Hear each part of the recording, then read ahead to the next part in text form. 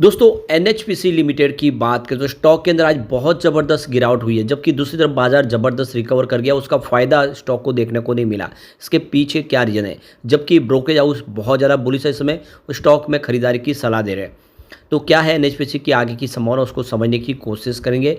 और green energy sector के क्या इस मजबूत खिलाड़ी में दाव लगाना चाहिए।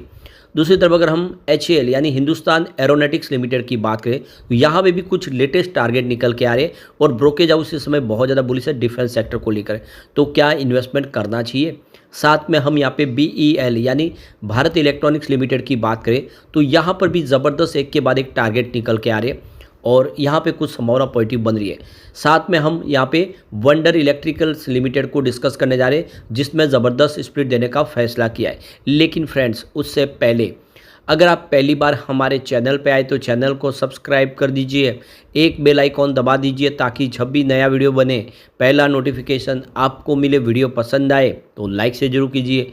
चलो फ्रेंड्स, वीडियो स्टार्ट करते हैं। मैं हूँ आपका दोस्त एस बी दवे और हमारे अपने चैनल ऑनलाइन कमाई में आपका बहुत बहुत स्वागत है।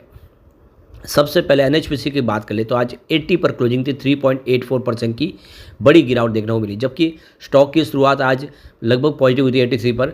उसके बाद स्टॉक लगातार गिरा है और बाजार रिकवर हुआ, लेकिन ये रिकवर नहीं हो पाया। अब यहाँ पे जो बड़ी अपडेट निकल के आ रही है, एनएचपीसी लिमिटेड ने अपने क्वार्टर 2 की तैयारी कर ली है। तो 8 नवंबर फ्राइडे के दिन कंपनी 3:30 पे अपने क्वार्टर 2 के रिजल्ट को यहाँ पे डिक्लेयर करने जा रही है, यानी बाजार क्लोज होने के बाद हमारे सामने रिजल्ट होगा, जिसका असर मंडे को ही देखने को मिलेगा। तो कंपनी ने अपने कॉन्फ्रेंस कॉल के लिए हमारे सामने टाइम दे दिया है। 3:30 बजे ये कॉन्फ्रेंस कॉल शुरू होगी, जिसमें जो एनालिस्ट है और इन्वेस्टर उनके साथ में रिजल्ट को डिस्कस किया जाएगा। तो डेट आपको भी ध्यान रखनी है। अब देख सकते हो स्टॉक बहुत ज़्यादा करेक्ट हो चुका है। 118 का इसने 2 बार हाई बनाया, लेकिन वहाँ से स्टॉक नीचे आ गया, स्लिप होते हुए अभी 80 के आसपास आ गया। लेकिन वेंचुरा सिक्योरिटीज इसको लेकर बहुत ज़्यादा बुलिश है और इन्होंने यहाँ पे 117% पोटेंशियल अपसाइड की भविष्यवाणी की। उनके हिसाब से स्टॉक बेहतर कर सकता है। इस लेवल पे अगर खरीदारी करे तो यह आने वाले में शानदार रिटर्न दे सकता है। कंपनी की इंस्टॉल कैपेसिटी की बात करें तो 22 हाइड्रो पावर स्टेशन के माध्यम से यहाँ पे देख सकते हो कि करीब 6971.20 मेगावाट की बिजली का उत्पादन करते हैं और 123.70 मेगावाट का सोलर पावर प्रोजेक्ट है इनके पास और 50 मेगावाट के इनके पास विंड पावर प्रोजेक्ट है। तो टोटल इंस्टॉल कैपेसिटी 7144.90 मेगावाट की है। तो यहाँ पे वेंचुरा सिक्योरिटीज ने 2 साल के लिए इसका टारगेट सेट किया 176 रुपीज़ का। इस समय स्टॉक 80 रुपये के आसपास है और उन्होंने कहा कि 2 साल के लिए अगर होल्ड करते तो 117% का ये पॉजिटिव रिटर्न दे सकता है और स्टॉक यहाँ पे 176 तक जा सकता है। अब अलग अलग ब्रोकेज हाउस की राय देखें तो यहाँ पे देख दो कि स्ट्रॉन्ग बाय की रिकमेंडेशन करने वाले ब्रोकेज हाउस इस समय 2 है, जो 3 महीने पहले 3 हुआ करते, एक कम हो गया है।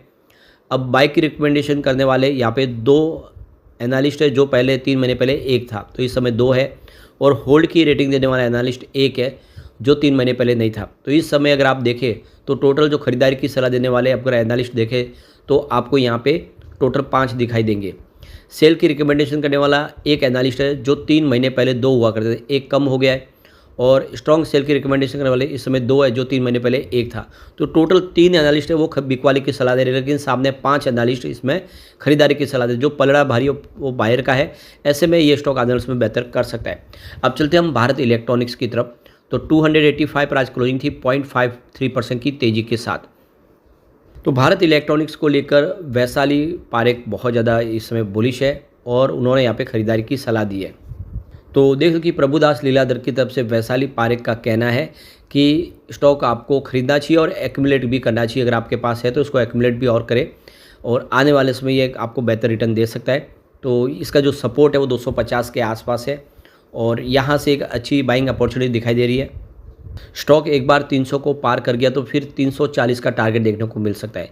तो प्रभुदास लीलाधर की तरफ से इसमें खरीदारी की सलाह बनी है। दूसरी तरफ देखो तो आनंद राठी की तरफ से भी भारत इलेक्ट्रॉनिक्स को लेकर खरीदारी की उन्होंने सलाह दी है और उन्होंने इसमें निवेश की सलाह दी है।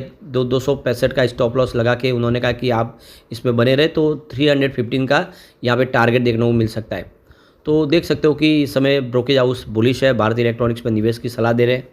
इसके अलावा देखें तो एलकेपी सिक्योरिटीज की तरफ से रूपक डे भी इस स्टॉक में खरीदारी की सलाह दे रहे हैं। उनके हिसाब से बीएल में आपको निवेश करना चाहिए। स्टॉप लॉस 265 का लगा ले और टारगेट 290 का देखने को मिल सकता है। तो देख सकते हो कि एक के बाद एक ब्रोकेज हाउस बहुत ज़्यादा बुलिश है और लगातार अच्छे टारगेट दे रहे। तो कुल मिला के इसमें संभावना पॉजिटिव बनी हुई है। अब चलते हैं हिंदुस्तान एरोनॉटिक्स लिमिटेड की तरफ। तो 4255 पर क्लोजिंग थी, 1.11% की तेज़ी देखने को मिली। स्टॉक पिछले कई दिनों से लगातार गिरा था, उसमें अब एक ब्रेक लगा है।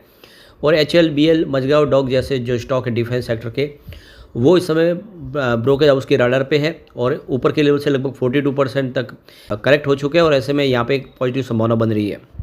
तो ब्रोकेज हाउस का कहना है कि इस समय डोमेस्टिक ऑर्डर बुक बहुत मजबूत है, एक्सपोर्ट के ऑर्डर भी बहुत अच्छे हैं।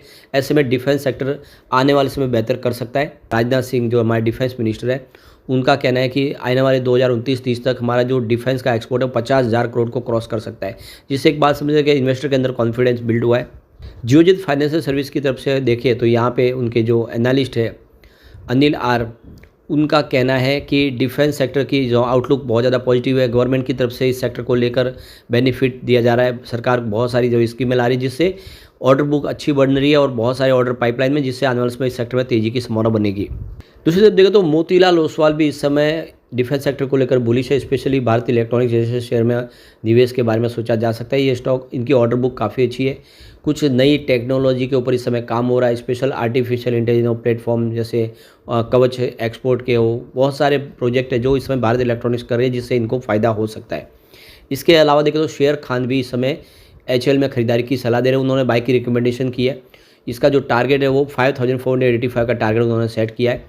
तो कुल मिला के देख सकते हो कि काफ़ी अच्छे टारगेट निकल के आ रहे हैं। ब्रोकेज हाउस इस समय डिफेंस सेक्टर को लेकर बुलिश है। और अब Q2 का रिजल्ट भी आने वाला है हमारे सामने। तो 14 नवंबर को कंपनी अपना Q2 का रिजल्ट डिक्लेयर करेगी। रिजल्ट बेहतर रहेगा तो फिर एक शानदार तेज़ी की संभावना यहाँ पे बन सकती है। अब हम चलते हैं वंडर इलेक्ट्रिक लिमिटेड की तरफ। 1528 पर क्लोजिंग थी, 2.41% की शानदार तेज़ी देखने को मिली। तो कंपनी ने यहाँ पे देखो कि अपने स्टॉक को स्प्लिट करने का ऐलान कर दिया। तो 10 रुपये की फेस वैल्यू जिसको 1 रुपये में बदला जाएगा, यानी आपको एक शेयर के बदले 10 शेयर मिल जाएगा टुकड़ों में। तो ये काफ़ी अच्छा फैसला है। एक्स स्प्लिट डेट हमारे सामने आ चुकी है 12/11/2024। तो 12 तारीख के पहले अगर आपके डिमेट अकाउंट में शेयर होंगे तो आपको स्प्लिट का फ़ायदा मिल जाएगा। कंपनी का Q1 का रिजल्ट काफ़ी ठीक था। देखो कि रेवेन्यू 231.36 करोड़ के आसपास था, जहाँ पे 97.82% की ईयर ऑन बेसिस पर वृद्धि देखने को मिली।